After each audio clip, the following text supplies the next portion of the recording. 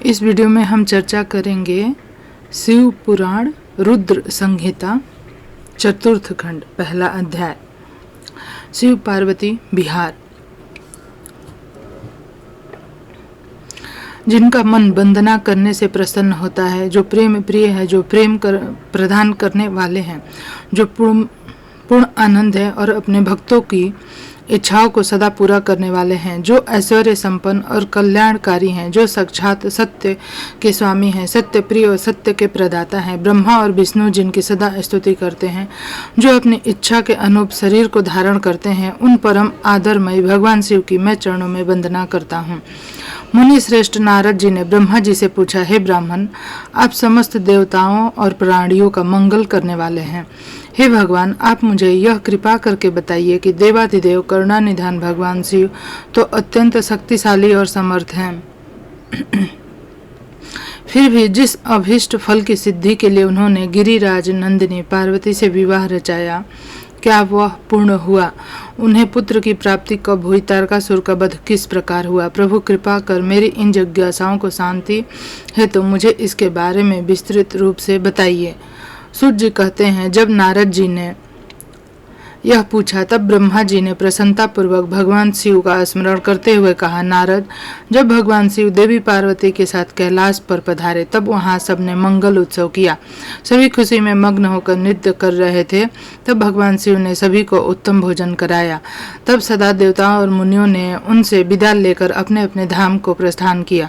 सब देवताओं के कैलाश पर्वत चले जाने के पश्चात भगवान शिव अपने प्रिय पार्वती को लेकर अत्यंत मनोहर दिव्य और निर्जन स्थान पर चले गए। वहां सहस्त्र वर्षों तक पार्वती जी के साथ विहार करते रहे। इस प्रकार भगवान शिव ने इतने अधिक समय को क्षण भर के समान व्यतीत कर दिया। इस प्रकार समय तीव्र गति से व्यतीत होता जा रहा था, परंतु भगवान शिव का पुत्र अब तक उत्पन्न नहीं हुआ था। यह जानकर सभी देवताओं को मन में बहुत ही चिंता सताने लगी। तब देवराज इंद्र ने एक सभा करने का विचार किया। उन्होंने सभी देवताओं को सुमेरु पर्वत पर आमंत्रित किया। उस सभा में सब देवता इस बात पर विचार करने लगे कि इतना समय व्यतीत हो जाने पर भी अब तक शिव जी ने पुत्र क्यों नहीं उत्पन्न किया। वे सोचने लगे, शिव जी अब क्यों विलंब कर रहे हैं। उस समय मुझ ब्रह्मा को लेकर सब देवता भगवान श्री हरि विष्णु के पास गए। कहने लगे कि हे हरे भगवान शिव हजारों वर्षों से रति क्रीड़ा कर रहे हैं। उनका पार्वती जी के साथ विहार अब भी जारी है, परंतु अब तक किसी शुभ समाचार की प्राप्ति नहीं हुई। तब भगवान श्री हरि विष्णु मुस्कुराए और बोले, हे देवताओं, आप इस विषय में चिंता मत कीजिए। शिव जी स्वयं अपनी इच्छा अनुसार इस स्थिति से विरत हो जाएंगे। वैसे ही हमारे शास्त्र में इस बात का उल्लेख है कि जो स्त्री पुरुष का वियोग करता है उसे हर जन्म में इस वियोग को स्वयं भी भोगना पड़ता है। अतः अभी कुछ भी नहीं करना चाहिए। कुछ समय और व्यतीत हो जाने दो। अभी हमें सिर्फ प्रतीक्षा करनी होगी। कुछ देर सोचने के पश्चात श्री हरि ने पुनः कहा, 1000 वर्ष बीत जाने पर आप सब लोग शिव जी के पास जाना और कोई युक्ति लगाकर ऐसा उपाय करना कि शक्तिपात किसी भी प्रकार हो जाए। उसी शक्ति में हमें उसके पुत्र की प्राप्ति हो सकती है। परंतु इस समय आप सब देवता अपने अपने धाम को चले जाएं। भगवान शिव को अपनी पत्नी पार्वती के साथ आनंद पूर्वक विहार करने दें। सब देवताओं को समझाकर श्री हरि बैकुंठ को चले गए। श्री हरि के चले जाने के उपरांत सब देवताओं ने अपनी चिंता त्याग दी, प्रसन्नता पूर्वक अपने अपने धाम चले गए। समय अपनी गति से बीतता गया, परंतु शिव जी का पुत्र नहीं हुआ। तारकासुर का भय और आतंक का साया दिन पर दिन बढ़ने लगा। देवताओं सहित ऋषि मुनि और साधारण मनुष्यों का जीवन उसने दुर्भर कर दिया था।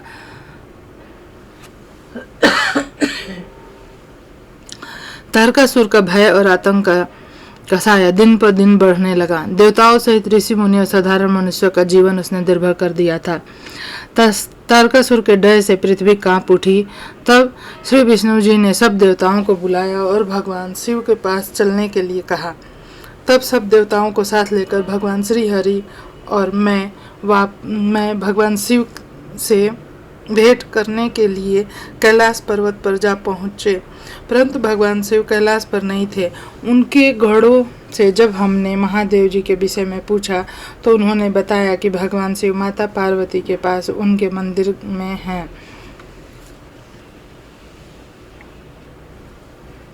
तब श्री हरि ने शिवगढ़ से उनका पता पूछा। तत्पश्चात सब उस स्थान पर पहुँचे जहाँ त्रिलोकीनाथ भगवान शिव अपनी प्रिया के साथ निवास कर रहे थे। तब वहाँ उनके निवास द्वार पर पहुंचकर सब देवताओं ने भगवान शिव का स्मरण कर उन्हें प्रणाम कर उनकी स्तुति आरंभ कर दी। स्वामी कार्तिकेय का जन्म। ब्रह्मा जी बोले, हे नारद, भगवान शिव तो सर्वेश्वर है, हर विषय के ज्ञाता है, भला उनसे कोई बात किस प्रकार छुप सकती है। भगवान शिव तो महान योगी और सब कुछ जानने वाले हैं, इसलिए उन्होंने अपने योग बल से यह जान लिया कि मैं विष्णु जी सभी देवताओं को साथ लेकर उनके द्वार पर आए हैं। तब वे बड़े हर्षित हुए और हम सब ने मिलने के लिए द्वार पर पधारे और हमारी स्तुति को स्वीकार करते हुए बोले, आप सब एक साथ यहाँ क्यों पधारे हैं। तब हमने अपने आने का प्रयोजन बताते हुए कहा कि हे देवाधिदेव करुणानिधान भगवान, तारकासुर के अत्याचार दिन पर दिन बढ़ते जा रहे हैं। प्रभु, अब तो उपाय कीजिए कि हमें उसके आतंक से मुक्ति मिल जाए। देवताओं के इन वचनों को सुनकर भगवान शिव दुखी हो गए। कुछ देर तक चुपचाप कुछ सोचने के बाद बोले, हे देवताओं, आपके दुखों को मैं समझ रहा हूँ, परंतु मेरे लिए एक कठिन समस्या है। मेरे द्वारा किए गए शक्तिपात को कौन धारण कर सकता है। ऐसा कहकर उन्होंने अपना शक्तिपात धरती पर गिरा दिया। तब सब देवताओं ने अग्निदेव से प्रार्थना की कि वे भगवान शिव की उस शक्तिपात को कोपत बनकर धारण कर ले। सब देवताओं का आग्रह स्वीकार करके अग्निदेव ने कोपत बन रूप धारण कर उस शक्ति को अपने अंदर समाहित कर लिया। जब बहुत देर तक भगवान शिव देवी पार्वती के पास वापस नहीं पहुंचे तो परेशान होकर देवी स्वयं उन्हें देखने बाहर चली आए। वहां जब उन्होंने अग्निदेव को उस शक्ति का भक्षण करते हुए देखा तो वे क्रोधित हो गए। उस समय उनकी आंखें गुस्से के कारण लाल हो गई थी। तब देवी पार्वती ने अग्निदेव से कहा, हे दुष्ट अग्निदेव, आपने मेरे पति त्रिलोकीनाथ की शक्ति का भक्षण किया है, इसलिए आज मैं तुम्हें शाप देती हूँ, तुम सर्वभक्षी होगे। जो भी तुम्हारे संपर्क में आएगा वह तत्काल नष्ट हो जाएगा। तुम सर्वथा इस आग में स्वयं भी जलते रहोगे। अग्निदेव को क्रोध में शाप देकर देवी पार्वती वहां से चली गईं। उनके साथ शिवजी भी वहां से चले गए। इधर समस्त देवताओं द्वारा अग्नि में होम करने से और अन्न आदि के सेवन द्वारा वह शक्ति समस्त देवताओं द्वारा अग्नि में होम करने से और अन्न आदि के सेवन द्वारा वह शक्ति सब देवताओं के शरीर में पहुंच गए। उस शक्ति के गर्मी से सभी देवता दुखी हो गए थे। तब सब पुनः भगवान शिव की शरण में पहुंचे। उनसे हाथ जोड़कर प्रार्थना करने लगे, भगवान, हमें इस जलन से मुक्ति दिलाइए। हम सबकी पीड़ा अनुभव कर उन्होंने हमसे कहा कि इस शक्ति के ताप और जलन को बंद करने के लिए उसे हमें अपने शरीर से बमन के द्वारा बाहर निकालना होगा। भगवान शिव की आज्ञा मानकर हम सभी देवताओं ने बमन द्वारा शिव जी की उस शक्ति को अपने शरीर से निकाल दिया। उसके निकलते ही सबने संतोष की सांस ली और महादेव जी की स्तुति करके उन्हें धन्यवाद दिया। परंतु अग्निदेव की पीड़ा किसी भी प्रकार कम नहीं हो रही थी, उनका हृदय जल रहा था। तब मैंने देवाधिदेव को भगवान शिव की शरण में जाने की सलाह दी। मेरी बात मानकर अग्नि देवता ने भक्त वत्सल भगवान शिव की बहुत स्तुति की। तब शिव जी प्रसन्न हुए, बोले, कहिए अग्निदेव, आप क्या कहना चाहते हैं। तब अग्निदेव ने हाथ जोड़कर भगवान को प्रणाम किया, उनकी स्तुति की। तत्पश्चात वह बोले, हे देवाधिदेव, कृपा करके मेरे अपराध को क्षमा कर दीजिए। मैं बहुत बड़ा मूर्ख हूँ जो मैंने आप ये शक्ति का भक्षण कर लिया। आप मुझे क्षमा करें, मुझ पर प्रसन्न होइए। भगवान मुझ पर कृपा कर इस शक्ति को ताप को कम करने की मुझे मुक्ति दिलाइए। यह सुनकर भगवान प्रसन्नता पूर्वक अग्निदेव से बोले, हे अग्निदेव, आपने उस शक्ति का सेवन करके बहुत बड़ी भूल की। आपने किए गए दंड आप काफी समय से भोग रहे हैं, इसलिए मैं आपको क्षमा करता हूँ। तुम मेरी इस शक्ति को किसी नारी शरीर में स्थित कर दो, ऐसा करने से तुम्हारे सभी कष्ट दूर हो जाएंगे। यह सुनकर अग्नि ने दोबारा प्रश्न किया, भगवान, आपका तेज धारण करने की क्षमता किसी और में कहीं में भी नहीं है। तभी नारद तुम भी वहाँ आ गए और अग्निदेव से बोला, जैसे भगवान शिव की आज्ञा वैसा ही करो, ऐसा करने से तुम्हारे कष्ट दूर हो जाएंगे। तब तुमने अग्निदेव से कहा, माघ महीने में जो भी स्त्री सबसे पहले प्रयाग में स्नान करे और उसके शरीर में आपकी शक्ति को स्थापित कर देना।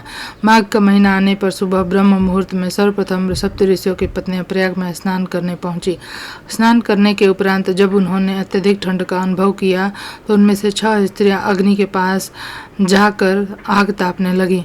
उसी समय उनके रोम के द्वारा शिव जी की शक्ति के कण अग्नि से निकलकर उनके शरीर में पहुंच गए। तब अग्निदेव को जलन की पीड़ा से मुक्ति मिल गई। समय अनुसार 6 ऋषि पत्नियां गर्भवती हो गईं। उनके पतियों ने उन्हें व्यभिचारी समझकर उनका त्याग कर दिया। तब वे सब हिमालय पर्वत पर जाकर तपस्या करने लगी। वहीं उस पर्वत पर उन्होंने कई भागों में मानव अंगों को जन्म दिया, परंतु वह पर्वत उनके भार को सहन नहीं कर सका और उसने गंगा जी में गिरा दिया।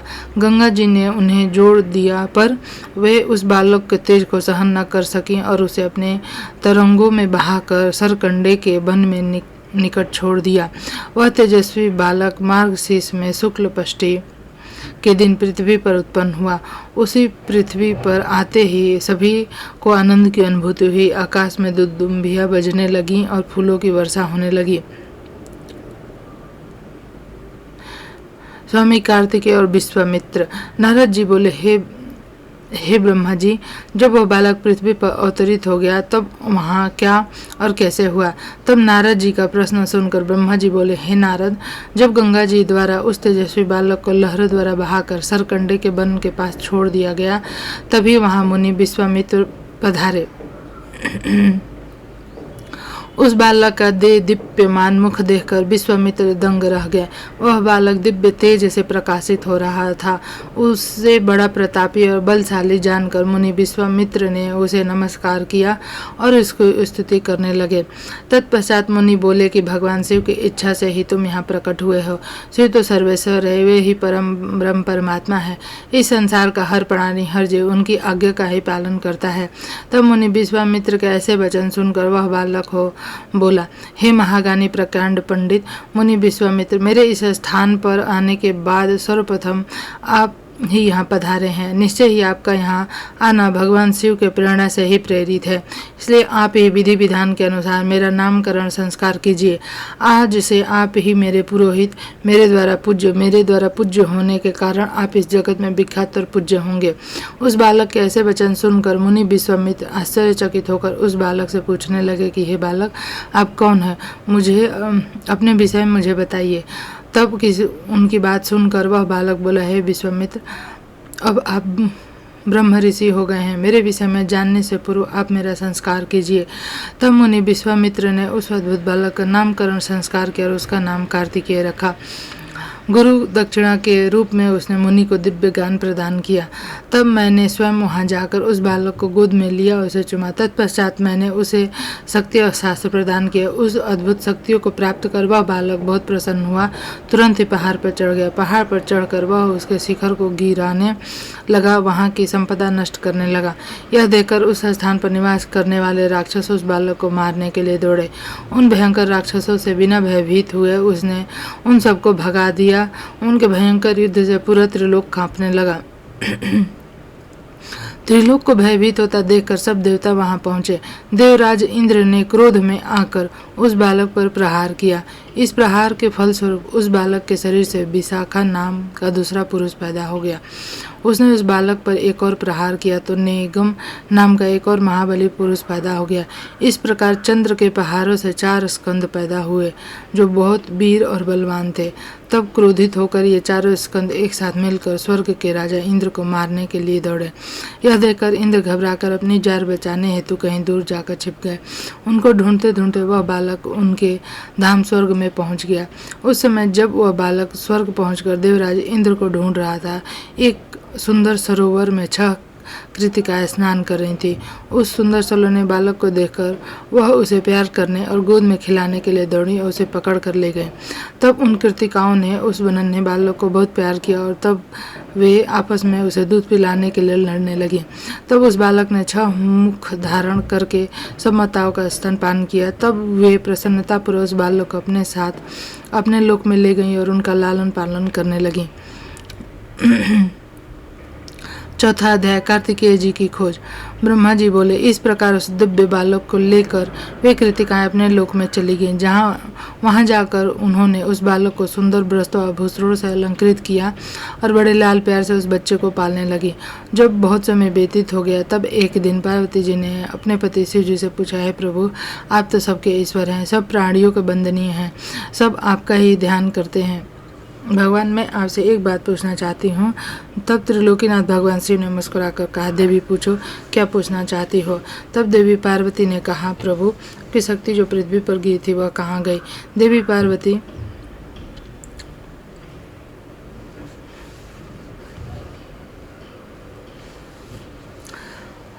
पार्वती के इन वचनों को सुनकर शिव जी ने विष्णु जी, मेरा और सब देवताओं और मुनियों का स्मरण किया। ज्ञात होते ही कि भगवान शिव ने हमें बुलाया है, हम सभी तुरंत कैलाश पर्वत पर चले गए। वहां पहुंचकर हमने महादेव जी और पार्वती जी को हाथ जोड़कर नमस्कार किया, उनकी स्तुति की। तब भगवान शिव बोले, हे देवताओं, मुझे यह बात बताइए कि मेरा वह अमोघ शक्ति कहाँ है, शीघ्र बताओ।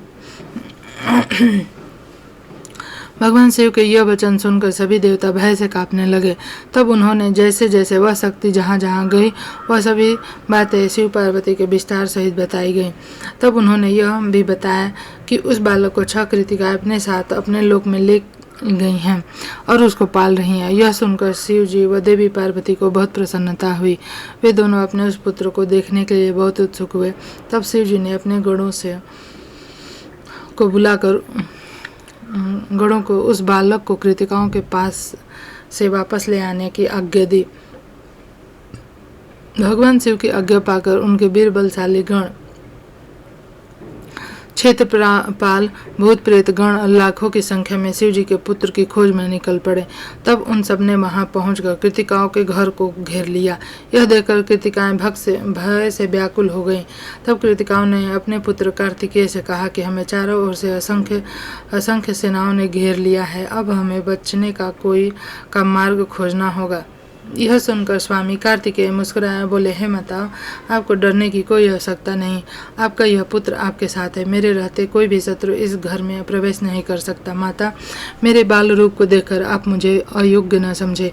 मैं इन सभी को हराने में समक्ष हूँ। इससे पूर्व की कार्तिकेय उन गणों की सेना को नुकसान पहुँचाते नंदीश्वर उनके सामने आकर खड़े हो गए। बोले, हे माता, हे भ्राता, मुझे संसार के संहार करता भगवान शिव ने यहाँ भेजा है। मेरे यहाँ आने का उद्देश्य किसी को नुकसान पहुँचाना नहीं, मैं तो सिर्फ आपको अपने साथ ले जाने आया हूँ। इस समय ब्रह्मा, विष्णु और शिव त्रिदेव आपकी कैलाश पर्वत पर प्रतीक्षा कर रहे हैं तथा आपके लिए चिंतित हैं। आप शीघ्र ही हमारे साथ पृथ्वी पर चलें। आप अभी तक अपने जन्म के उद्देश्य से सर्वथा अनजान हैं। आपका जन्म दैत्यराज तारकासुर का वध करने के लिए ही हुआ है, अतः आप हमारे साथ चलें। वहाँ पृथ्वी लोक पर सब देवताओं सहित स्वयं भगवान शिव आपका अभिषेक करेंगे तथा सब देवता अपनी अपनी दिव्य शक्तियाँ, अस्त्र शस्त्र आपको प्रदान करेंगे। यह सुनकर कार्तिकेय बोले, यदि आपको भगवान शिव ने यहाँ मेरे पास भेजा है तो मैं अवश्य ही उनके दर्शन के लिए आपके साथ चलूँगा। हे तात, हे ज्ञान योगियों, प्रकृति की कला है, उन्हें कृतिका का नाम से जाना जाता है। उन्होंने ही अब तक मेरा पालन पोषण किया है, इसलिए ये मेरी माताएं हैं और मैं इनका पौष्य पुत्र हूँ। तब स्वामी कार्तिकेय ने हाथ जोड़कर कृतिकाओं से नंदीश्वर के साथ जाने की आज्ञा मांगी। माताओं ने अपना आशीर्वाद देकर उन्हें वहाँ से जाने की आज्ञा प्रदान कर दी। 5वां अध्याय, कुमार का अभिषेक। ब्रह्मा जी बोले, जब कार्तिकेय अपनी माताओं कृतिकाओं से आज्ञा लेकर भगवान शिव के पास जाने के लिए वहाँ निकले तो द्वार पर देवताओं के शिल्पी विश्वकर्मा द्वारा बनाया गया सुंदर रथ उनकी प्रतीक्षा कर रहा था।